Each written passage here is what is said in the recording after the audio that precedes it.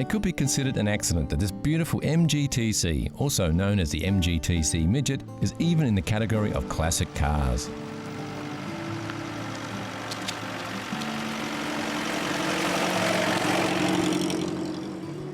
The MG story started in 1928 with the release of its first vehicle, the M-Type or Midget, and it was an immediate success. It was produced and refined for nearly 10 years before the first MGT, the TA, was released in 1936. Well in a vintage class and not even close to the classic era. It was closely followed in 1939 by the TB. The T-Series MGs of the time were also available as a luxury four-seater in several body styles: the WA Sports Saloon, the Charlesworth Tourer, and a very exclusive Tickford Drophead Coupe. Just over 300 of these cars were built over a 12-month period. By the time the TC arrived, the luxury lines were dropped from production.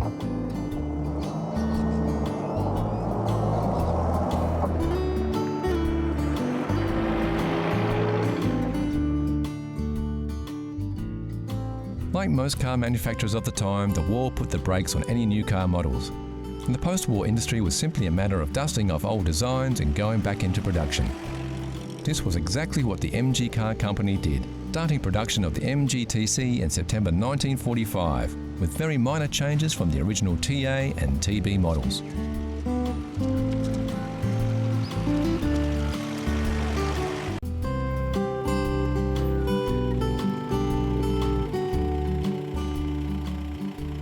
The TC was a pre-war car in a post-war market, and management at MG didn't have any high hopes for its success, but forged ahead anyway while they worked on designs for future models.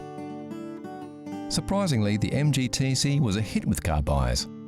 While the USA was producing large and quiet, comfortable rides with loads of power, the MG-TC was a loud, small-engined fun machine and was considered a real driver's car.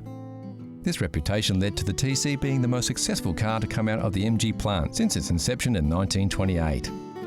Exactly 10,000 production versions of the MG-TC were produced from September 1945 to November 1949, a larger number than any previous MG model. It cost £527 on the home market in 1947, which would be about £21,000 in today's currency, or about $33,000 US. Many of the TCs were exported from the UK to the USA, even though it was never built in a left-hand drive configuration. The version of the TC exported to the USA did have some minor differences. The headlights were slightly smaller and were a sealed beam variety to meet US safety regulations. The twin rear lights were larger for the same reason. The US also demanded turn signals or indicators for local registration. To top it off, the US TCs also featured chrome bumpers as standard.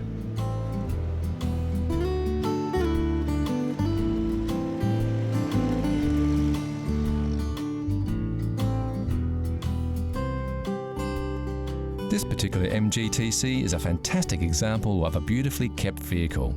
The styling is unmistakable, with the classic wire wheels, synonymous with MGs, featuring the propeller-style knockoff, emblazoned with the MG logo.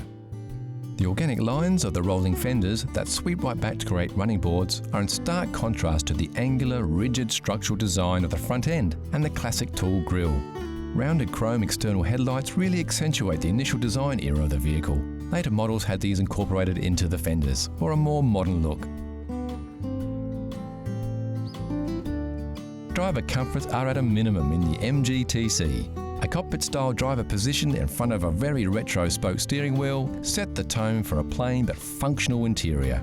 Classic instrumentation spread right across the dashboard, a flat windscreen and suicide doors are all hallmarks of a time long gone.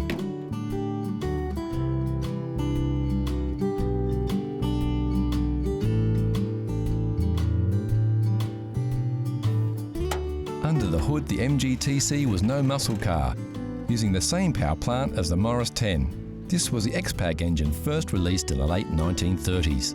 Featuring 4 cylinders at 1250 cc's. With overhead valves, it produced a modest 54.5 horsepower at 5,200 RPMs.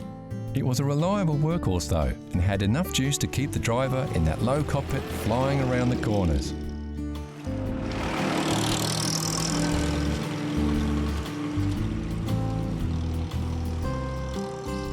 For a classic roadster like this, the hood or ragtop is really just for rainy days, and rumour has it, if you are caught out for a drive in the sun with the roof up, you will get a ribbing from any fellow MGT drivers. And so you should.